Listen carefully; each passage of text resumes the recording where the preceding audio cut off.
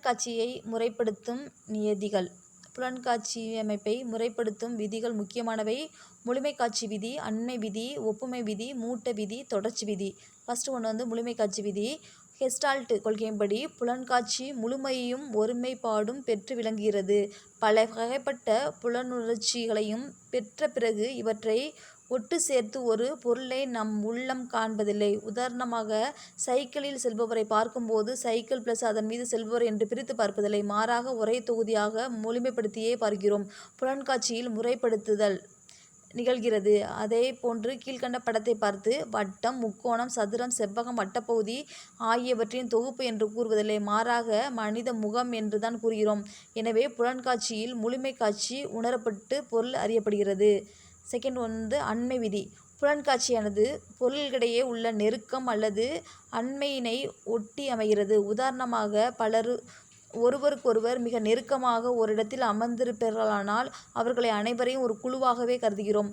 இதேபோன்று கீழ்கண்ட 12 செங்குத்து கோடுகளை நமது கண் 3 கோடுகளாக கொண்ட 4 தொகுதிகளாக காண்கிறது. இதற்கு காரணம், அருகருகே உள்ள கோடுகள் ஒரே தொகுதியாகவும் இடைவெளி அதிகமிருப்பின் வேறு தொகுதியை சார்ந்ததாகவும் அறியப்படுவதற்கு காரணம் நமது புலன்காட்சி அண்மை விதியில் முறைப்படுத்துவதேயாகும்.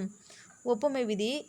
காணப்படும் பொருள்கள் உருவ ஒற்றுமைக்கு ஏற்ப அவற்றை வகைப்படுத்தி குழுவாக எண்ணி அறிகிறது. உதாரணமாக, முதல் படத்தில் உருவங்கள் ஒற்றுமைக்கேற்ப முக்கோணங்கள், வட்டங்கள், சதுரங்கள் என்று வகைப்படுத்தி அறியும்போது நமது புலன்காட்சி கிடைமட்டமாக ஹரிசாண்டலாக அமைகிறது.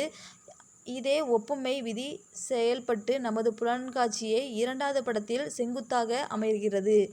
அடுத்து மூட்ட விதி. குறுகிய இடைவெளிகளை பூர்த்தி செய்து காணும் பொருள்களை முழுமைப்படுத்தி காணும் தன்மையை மூட்ட விதி என்கிறோம். உதாரணமாக, கீழ்கண்ட படத்தில் 3 கோடுகளுக்கிடையே இடைவெளிகள் இருந்த போதிலும் நமது மனம் அதை பூர்த்தி செய்து முக்கோணமாகவே உணர்கிறது. இதன் காரணமாகத்தான் அச்சு பிழை திருத்தும் போது விடுபட்ட எழுத்துக்கள் நம் கவனத்தில் இருந்து தப்பித்து விடுகின்றன. அதே போன்று நாம் எழுதியவற்றை திருப்பி பார்க்கும்போது தவறுகள் பளிச்சென்று தெரிவதில்லை. நமது மனம் தவறுகளையும் திருத்தி படித்து விடுகிறது. ஆனால் பிறரிடம் கொடுத்து படிக்கச் சொன்னால் அவர்கள் தவறை உடனே கண்டுபிடித்து விடுவார்கள். தொடர்ச்சி விதி. தொடர்ச்சி விதி என்பது கோடானது ஒரு குறிப்பிட்ட திசையில் ஆரம்பித்து அதே திசையில் தொடரும் வகையில் நாம் காண்பதனை குறிக்கும். மேலே காணப்படும் படத்தில் உள்ள புள்ளிகள் நேர்கோடாகவே தென்படும். இதன் காரணமாக சினிமா படத்தில் உள்ள காட்சிகள் தனித்தனியாக படம் பிடிக்கப்பட்டு வினாடிக்கு 15 சட்டங்கள் என்ற விதத்தில் ஒட்டப்படும் போது நமக்கு அவை தனித்தனியாக தெரிவதற்கு பதிலாக தொடர்ச்சியாக காட்சியை தோன்றுகிறது.